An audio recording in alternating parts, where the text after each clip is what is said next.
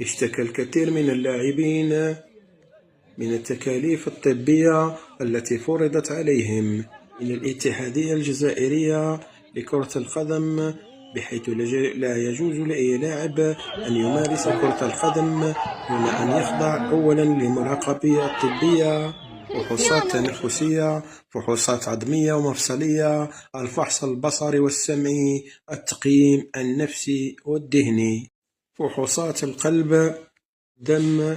من أجل ذلك تم التوضيح من طرف إدراج عدة اختصاصات من طبيب القلب في الملف وليزاناليز وكذلك الأشعة والطبيب العام.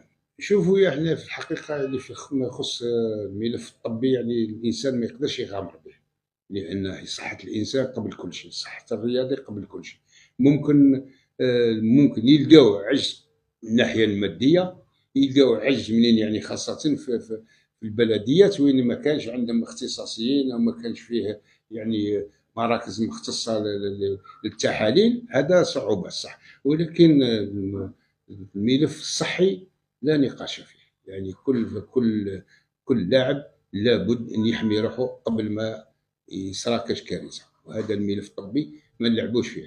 المهم لازم نطبقوه على كل شخص، هذا لان راه يحمي الشخص وراه يحمي الهيئه وراه يحمي الناس الكل، هذا لا نقاش فيه صعوبات صح، ولكن قاعدين يبدلوا. نشكرهم يعني الفرق، يعني كاين في بعض البلديات وين يتنقل من مكان الى مكان لايجاد وين يدير تحاليل، خاصه في البلديات والقرى البعيده هذيك اللي عندهم مشاكل كبيره. ولكن الله غالب، هذا صحه الانسان قبل كل شيء، يعني ما فيهاش.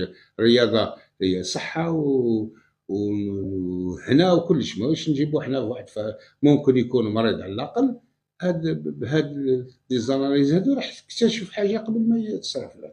حنا هذا الملف الطبي ما نناقشوش فيه، لان المختصين داروه وداروه الخبراء. صحه الانسان قبل كل شيء.